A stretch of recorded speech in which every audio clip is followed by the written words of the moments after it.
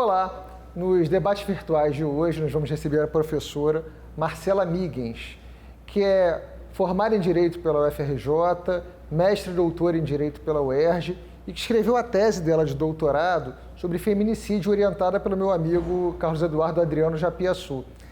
Aliás, teve uma banca de doutorado bem interessante com a professora Glioshi, o professor Rodrigo Costa, a professora Adriana Vidal e faltou professor Maurício Mota também. Primeiro agradecer a sua presença aqui nos debates virtuais e fazer uma primeira pergunta, que é a pergunta padrão, a gente faz para todo mundo que vem aqui.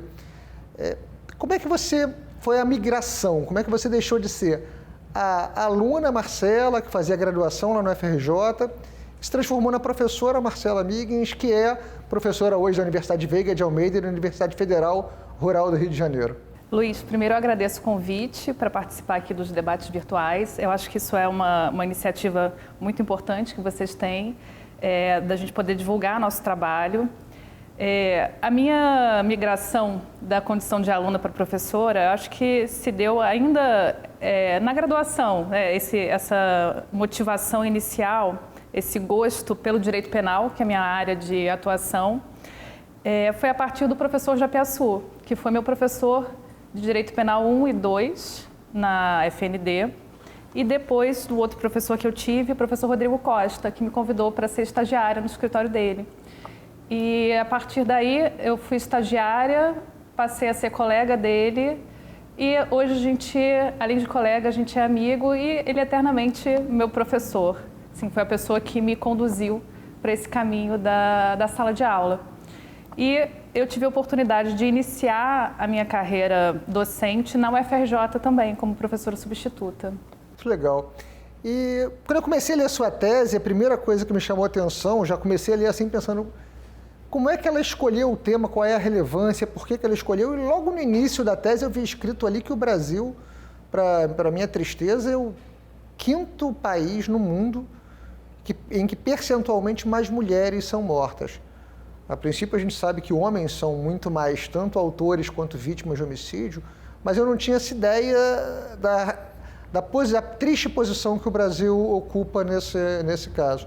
Então, eu queria que você começasse explicando para a gente qual é o conceito que você chegou de feminicídio na sua tese e já fizesse uma relação disso com o caso do Algodoeiro tratado pela Comissão Interamericana de Direitos Humanos.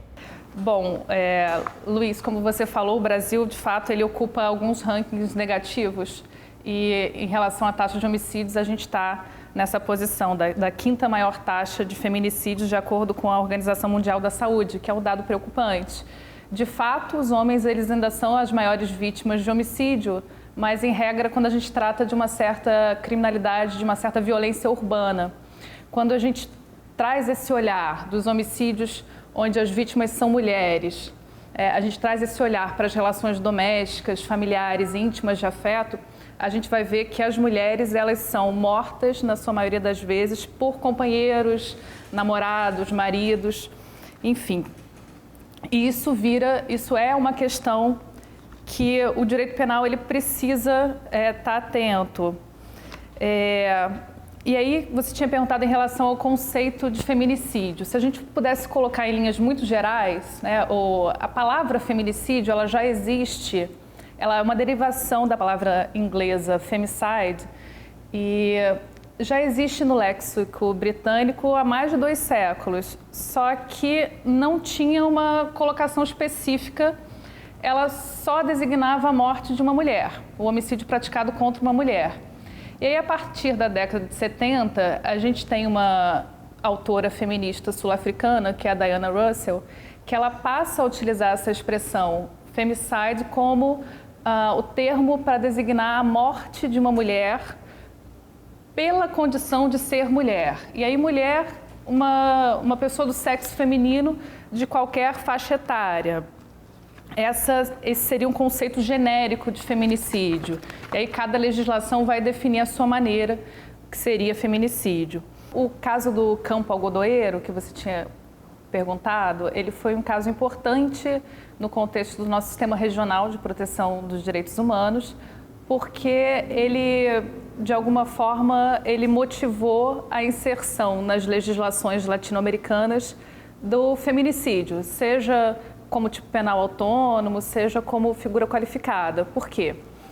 Ele tratou do julgamento do Estado mexicano por conta de alguns crimes que aconteceram em uma cidade que é uma cidade fronteiriça aos Estados Unidos, ao Texas, que é a Ciudad Juárez. Essa cidade ela tem algumas questões sociais que são relevantes para esse contexto. Então, é uma cidade onde a presença do tráfico de drogas é marcante, onde a gente tem uma desigualdade social também bastante expressiva e onde as estruturas patriarcais elas também são muito pronunciadas. O que aconteceu? Então, foram encontrados 8 corpos numa antiga plantação de algodão. 8 corpos já em avançado estágio de decomposição, de meninas que tinham, de jovens, ou estudantes ou trabalhadores que tinham desaparecido. Não foram as únicas vítimas. Nas décadas que antecederam, foram centenas ou milhares, porque o Estado mexicano não fornece os dados exatos, mas foram centenas ou milhares de mulheres mortas. O caso que gerou essa demanda perante a Corte Interamericana de Direitos Humanos tratou só de 3 dessas jovens. O que aconteceu na situação concreta? Se levou muito tempo para investigar a questão, para recolher as provas, para identificar as vítimas. Então, a Corte, ao fim de tudo, considerou que os agentes públicos eles foram omissos, que o Estado mexicano ele foi omisso ao investigar violações de direitos humanos das mulheres que foram praticados em seu território. Então, foi a primeira vez que a Corte levantou a questão do feminicídio, das mulheres terem sido mortas em razão de serem mulheres. Alguns suspeitos foram presos à época, mas chegou à conclusão de que eles não teriam praticado crime e até hoje não se sabe efetivamente quem foram os responsáveis. A partir dessa condenação do Estado mexicano, que é importante a gente saber que a Corte ela não julgou pessoas, ela não julga pessoas, ela impôs sanções ao Estado mexicano, inclusive a de investigar com maior efetividade.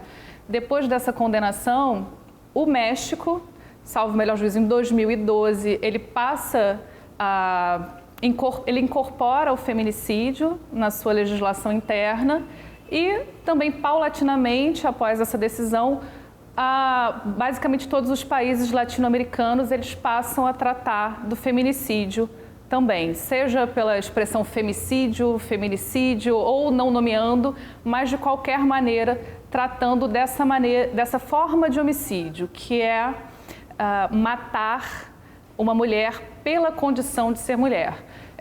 E aí eu acho só interessante fazer uma ressalva que a vida humana ela é protegida de qualquer maneira. Então não faz diferença, em princípio, você matar uma mulher, um homem, uma pessoa negra ou branca. O que faz diferença e que o Código Penal protege, aliás, que o Código Penal, o nosso Código também trata, é destacar os motivos que são determinantes para a prática de um crime. Então, não é o simples fato da vítima ser mulher que caracteriza o feminicídio. É ela ser morta porque ela é mulher. Então, a motivação que caracteriza o feminicídio, não propriamente a vítima ser mulher. Bom, me interessa especificamente a questão da internalização agora para o direito brasileiro da questão do feminicídio. E para isso eu vi na sua tese que alguns casos muito relevantes são tratados. Eu vou levantar 2 aqui, que eu me lembro muito claramente do desenrolar deles na imprensa. Um no ano 2000, o caso do assassinato da jornalista Sandra Gomide, que foi assassinada pelo redator-chefe do jornal Estado de São Paulo, um jornal muito poderoso, muito importante no Brasil. E depois, em 2010, o caso da Elisa Samúdio, assassinada por um jogador de futebol de um maior clube brasileiro e também da seleção brasileira. Então, são casos que repercutiram muito na imprensa. Bom, eu queria saber o quanto isso acabou influenciando na formulação da legislação penal que veio depois, de qualificadora, e também se você consegue observar alguma distinção nesses 2 casos que têm 10 anos de diferença, aí no caso da Gomide e no caso da Samúdio. Luiz, como você colocou, foram 2 casos que antecederam a tipificação, ou melhor, a inserção do feminicídio como qualificadora internamente aqui pelo direito penal brasileiro. São casos que guardam uma certa semelhança. Para quem não se recorda do caso do Pimenta Neves, me parece que, não sei se você tem essa sensação, mas talvez o dele tenha sido algo mais às claras, mais escancarado, porque ele também, ele já logo assumiu, entre aspas, né, a autoria do crime. E em relação ao caso do Elisa Samúdio, sempre pairou aquela dúvida em relação à autoria, materialidade, por conta do desaparecimento do corpo, da gente não ter o cadáver propriamente. Foram 2 casos que foram analisados pela CPMI. Houve uma CPMI sobre violência contra a mulher, investigando os casos relacionados à violência contra a mulher. Essa CPMI, esses trabalhos realizados pela CPMI resultaram, entre outras coisas, no projeto de lei que deu origem à inserção, a essa tipificação, a essa qualificadora do feminicídio na legislação penal brasileira. Ela analisou vários casos e casos de destaque, como foram esses 2. O que me parece? O caso do Bruno, do goleiro do Flamengo, ele foi um caso que aconteceu num momento onde a gente tem uma questão onde o judiciário está em mais destaque. Talvez eu tenha essa sensação de que as decisões judiciais elas são mais televisionadas, então talvez tenha uma cobrança maior em relação à população, de aspectos relativos à prisão. Hoje em dia, por exemplo, acho que qualquer pessoa sabe uma composição do Supremo Tribunal Federal. Isso não era tão comum há alguns anos atrás. Eu acho importante, no caso do Bruno, a gente separar as questões que são relacionadas ao feminicídio em si, né? E aí lembrando que ele tecnicamente não se insere nessa qualificadora de feminicídio, porque ele praticou, aliás, ainda está pendente de julgamento ou apelação. Então, o Bruno, ele está sendo acusado, né? Ainda a apelação dele ainda vai ser julgada, ele está sendo acusado do homicídio da Elisa Samúdio. Ele não se enquadraria, em tese, nessa qualificadora do feminicídio. Mas uma questão é essa, abordar o crime, um crime que é uma violência contra a mulher. E a outra são os aspectos processuais relativos à prisão em si, que o Pimenta Neves ele pôde responder todo o processo em liberdade. Apesar de ser um assassino, confesso, ele respondeu o processo inteiro em liberdade. Exatamente, mas isso não necessariamente impede que a pessoa responda ao processo em liberdade, porque os requisitos para a decretação da prisão preventiva, eles estão ali no Código de Processo Penal e não guardam uma necessária relação com o fato da pessoa ter assumido uma autoria. E aí eu acho que é importante a gente saber separar essas questões no caso do Bruno especificamente. Uma é o crime que envolve a violência contra a mulher e a outra são os aspectos processuais, se a prisão é ou não é devida, se ela está se prolongando ou não, enfim, são outras questões. Mas foram 2 casos que motivaram essa própria criação do feminicídio pela legislação penal brasileira. Eu vou pedir agora para a professora Raíssa Ribeiro, que é uma brilhante colega nossa e que escreveu artigos em conjunto contigo, para me substituir aqui nesse momento nos debates e fazer a próxima pergunta para você, tá bom? Ótimo, obrigada. Marcela, então você já abordou um pouquinho sobre a decisão da Corte Interamericana, você já falou um pouco sobre o procedimento ou sobre os principais casos analisados na CPMI, que deu origem à nossa Lei 13.104 de 2015, que trouxe o feminicídio como qualificadora dentro do Código Penal. Mas dentro do trâmite legislativo para a criação dessa lei, a gente teve algumas alterações substanciais. E, só para ficar claro aqui, a lei ela diz que se o homicídio for qualificado, inciso 6, contra a mulher por razões da condição do sexo feminino, se tem a qualificante do feminicídio.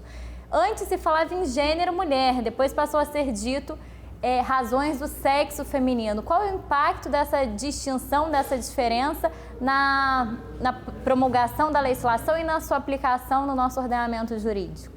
Bom, Raíssa, de fato, o projeto de lei, quando ele sai do Senado, ele sai com a redação que trata da proteção da tutela penal exercida sobre aquelas vítimas que possuem essa condição do gênero feminino, né? Tratando especificamente de gênero feminino, a exemplo da Lei 11.340, que é a lei que todo mundo conhece, a Lei Maria da Penha, a lei que trata de violência contra a mulher. Quando o projeto de lei ele sai do Senado e vai para a Câmara, eles mudam pontualmente essa questão de gênero, passa a se falar em condições de sexo feminino, porque a gente tem, e aí sabidamente, um Congresso no geral bastante conservador. Então qualquer pauta que trate de questões de gênero já não é vista com bons olhos. E me parece que a intenção foi deixar de fora as mulheres que seriam transexuais ou travestis. Mas o que acontece? Tradicionalmente se faz uma distinção entre gênero e sexo, onde gênero normalmente é associado a questões culturais e sociais de construção de uma certa identidade e sexo seria algo mais relacionado a questões anatômicas, fisiológicas, etc. Alguns autores, inclusive, vão questionar essa distinção, essa categorização distinta entre gênero e sexo, mas talvez a gente nem precise ir tão além para a aplicação da lei penal. Me parece que quando a gente está tratando da proteção da mulher, ali vítima do crime de feminicídio, a gente tem que entender mulher não mais como um elemento descritivo do tipo penal. Mulher tem que ser considerado um conceito que se constrói a partir de um caráter identitário. Então, mulher é aquela que se identifica com mulher, que se reconhece socialmente como mulher. E aí sim tem direito à tutela penal. Assim como a Lei Maria da Penha já fazia, agora essa lei que trata de feminicídio também faz. Marcela, muito obrigada, agradeço pela minha breve participação. Vou chamar o Luiz de volta para podermos finalizar a entrevista. Bom, nós temos eu tenho uma dúvida final aqui, que é esse momento que a gente vive no Brasil hoje, a gente tem um momento de punitivismo exacerbado. Na verdade, a gente vive num momento de grandes crimes, inclusive crimes de colarinho branco sendo denunciados o tempo inteiro. Há um sentimento da população e também do legislador de aumentar a quantidade de pena, de criar novos tipos penais, e muita gente critica esse punitivismo exacerbado. Eu queria entender qual é a sua posição sobre a questão dessa qualificadora no caso do feminicídio, se você acha que isso era realmente relevante, se você acha que isso é capaz de criar um fato socialmente importante na proteção desse crime, que eu vou lhe dizer que me parece claramente motivado por um sentimento de posse, um sentimento de propriedade que alguns homens têm sobre as mulheres. O que você tem de impressão sobre isso? Luiz, eu acho muito relevante você tocar nesse ponto, porque de fato a gente vive esse punitivismo, essa ideia de que o direito penal ele vai poder solucionar todos os nossos problemas, né? Costuma-se dizer que as pessoas acreditam que existe um direito penal messiânico, que vem aqui para solucionar todas as questões sociais existentes, o que não é verdade. Eu acho que nenhuma pessoa possa defender isso como verdade. E aí me parece que a gente tem que trabalhar, sim, por esse postulado de um direito penal mínimo, né, que proteja bens jurídicos que sejam efetivamente essenciais, que sejam efetivamente mais relevantes socialmente falando. O que acontece em relação ao feminicídio, né? E aí vários autores eles criticam tanto a lei que trouxe essa qualificadora quanto a Lei Maria da Penha, a Lei 11.340 de 2006, que foram dois instrumentos do direito penal nesse sentido, de tentar trazer alguma proteção para a mulher ou de trazer um olhar para esse fenômeno que é um fenômeno real, concreto, da violência contra a mulher, que atinge níveis alarmantes. O que eu penso a respeito dessa situação? Acredito, e eu acho interessante até a gente partir de uma crítica para refletir.